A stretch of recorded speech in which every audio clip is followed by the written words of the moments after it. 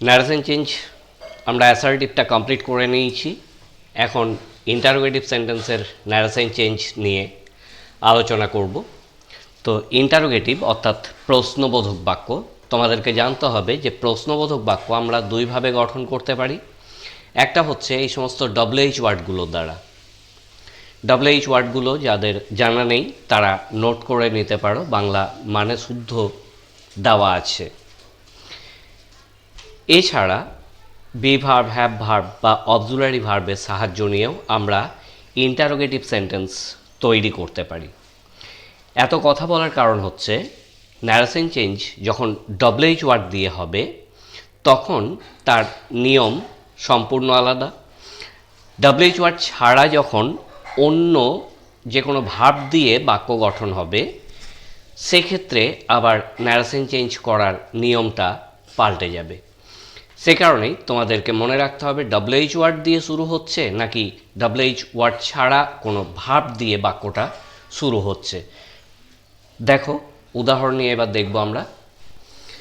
দেখো, মানুষ said to Aditi, do you know me. এখানে লক্ষ্য করবে ডু বা ডাজ, আমি দুটো এক্সাম্পল নিয়েছি। প্রথম বাক্যে ডু দিয়ে আছে, দ্বিতীয় বাক্যে ডাজ দিয়ে আছে। ডু বা ডাজ দিয়ে যদি প্রশ্ন থাকে সেইটার ইনডাইরেক্ট স্পিচ করা অত্যন্ত সহজ। কিভাবে করছি দেখো, মানুষ আস্কড অদিতি। তাহলে অ্যাসার্টিভ সেন্টেন্সে সেডের পরিবর্তে আমরা টোল্ড ব্যবহার করছিলাম, কিন্তু ইন্টারোগেটিভ সেন্টেন্সে আমরা আস্ক ব্যবহার করব। এরপর টু ছিল, টুটা বাদ, অদিতি বসলো, মানুষ আস্কড অদিতি। কমা এবং কোটেশনের জায়গায় অ্যাসার্টিভ সেন্টেন্সে আমরা যে জায়গায় দ্যাট ব্যবহার করছিলাম সেখানে দ্যাটের পরিবর্তে ইফ ব্যবহার করতে হবে বা ওয়েদার ব্যবহার করতে হবে। তো আমরা ইফ, যেহেতু স্পেলিংটা সহজ, তোমাদের পক্ষে সহজ হবে, আমি ইফটাকে ব্যবহার করছি। এবার দেখো, ডু বা ডাস দিয়ে যদি প্রশ্ন থাকে তাহলে প্রথমেই তোমরা যেটা করবে, ডু বা ডাসটাকে বাদ দিয়ে দাও, মনে মনে এটাকে রিমুভ করে দাও, বাদ দিয়ে দাও। বাদ দেওয়ার পরে দেখো বাক্যটা দাঁড়াচ্ছে ইউ নো মি। অর্থাৎ আমি বলতে চাচ্ছি ইন্টারোগেটিভ সেন্টেন্সকে তোমাদেরকে অ্যাসার্টিভে আগে পরিবর্তন করতে হবে। তাহলে ডু বা ডাস দিয়ে যদি প্রশ্ন থাকে তার অ্যাসার্টিভ করতে গেলে ডু বা ডাসটাকে বাদ দিলে বাকিটা অ্যাসার্টিভ দাঁড়িয়ে যায়। তাহলে ইউ নো মি। এখন ইউ সাবজেক্ট আছে, যাকে বলা হয়েছে সে, এবং মি যে বলেছে সে। আর নো ভার্বটা V1 ফর্মে আছে, প্রেজেন্টের রূপে। তাহলে মানুষ ask Aditi if she knew him, V1 আছে, V2 হয়ে গেল, প্রেজেন্টে থাকলে পাস্ট হয়।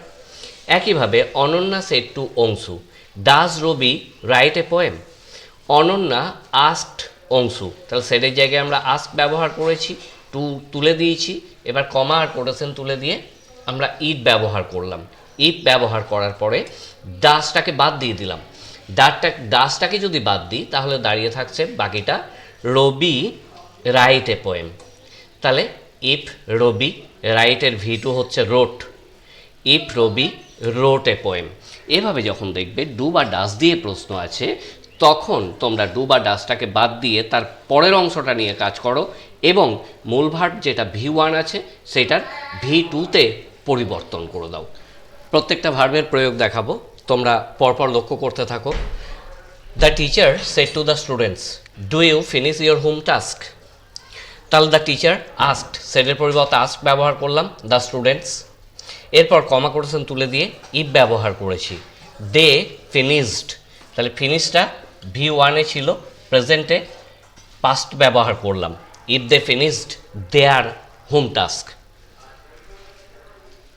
তাহলে ইন্টারোগেটিভ সেন্টেন্সের যেটা প্রেজেন্ট ইনডিফাইনাইট সেখানে ডু বা ডাস দিয়ে বাক্য শুরু হবে। এখানে নিয়মটা মনে রাখতে হবে, ডু বা ডাসটাকে বাদ দিয়ে দিতে হবে এবং পার্সন পরিবর্তন করার পর মূল ভার্বটি পাস্ট ফর্মে রূপান্তর করতে হবে। মূল ভার্ব V1 থাকবে, সেটাকে V2 নিয়ে আসতে হবে রিপোর্টের স্পিচে। দেখো, প্রেজেন্ট ইনডিফাইনাইটের পর আমি পাস্ট ইনডিফাইনাইটে সরাসরি চলে এলাম। প্রেজেন্টের অন্যান্য যে রূপগুলো ওগুলো পরে দেখিয়ে নেব। এখানে দেখো, পাস্ট ইনডিফাইনাইটে প্রশ্নবোধক বাক্য সবসময় ডিড দিয়েই শুরু হয়। তো ডিড দিয়ে যখন দেখবে প্রশ্নবোধক বাক্য আছে সেক্ষেত্রে ন্যারেশন চেঞ্জ কিভাবে করবে দেখো, পরিবর্তন সমস্ত একই রকম থাকবে। গ্র্যান্ডমা আস্কড তিতলি, প্রশ্ন ছিল grandma said to Titli did you pluck flowers, তাহলে গ্র্যান্ডমা আস্কড তিতলি, কমা করেছেন উঠে গিয়ে ইফ ব্যবহার হলো। এবার দেখো ইউ অর্থাৎ তিতলি, সুতরাং ইউ এর জায়গায় সি হলো, সি এর পর হ্যাড মূল ভার্বের V3 প্লাকড ফ্লাওয়ার্স, তাহলে আগের মতোই ডু বা ডাজ যেমন তুলে দিচ্ছ এবং মূল ভার্বের V2 ব্যবহার করছো, এখানে কি করতে হবে, তোমরা ডিডটাকেও বাদ দিয়ে দাও, ইউ প্লাক ফ্লাওয়ার্স। এখন পার্সন পরিবর্তন করার পরে তোমাদেরকে কিন্তু হ্যাড ব্যবহার করতে হবে, তাহলে ইউটাকে পরিবর্তন করলাম সি, এরপর হ্যাড, এরপর মূল ভার্বের V3 হবে, পাস্ট পার্টিসিপলের রূপ বসাতে হবে। এইভাবে যদি করো এগুলো খুবই সহজ। নেক্সট দেখো Mona said to Panchu did I beat you, তাহলে মোনা আস্কড পাঁচু, কমা করেছেন উঠে গিয়ে ডিড দ্যাট ইফ ব্যবহার হলো, আই অর্থাৎ মোনা, সে কারণে সি, এরপর সি এর পর হ্যাড এবং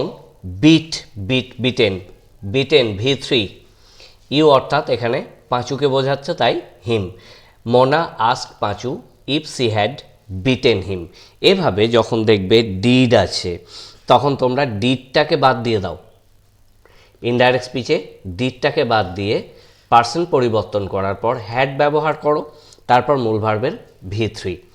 দেখে নাও রুলসটা, তাহলে ডিড থাকলে সেটি তুলে দিতে হবে, রিমুভ করে পার্সন পরিবর্তন করার পর সেই পার্সনের পর হ্যাড বসাতে হবে এবং মূল ভার্বটির V3 ব্যবহার করতে হবে। তাহলে বুঝতে পারলে ডু, ডিড এবং ডাজ কত সহজে করা যায়। আরও সহজ যেগুলো ন্যারেশন চেঞ্জে আছে, যত সহজ নিয়ম দিয়ে ন্যারেশন চেঞ্জ করা সম্ভব আমি পরপর দেখাবো, তোমরা আমাকে ফলো করতে থাকো।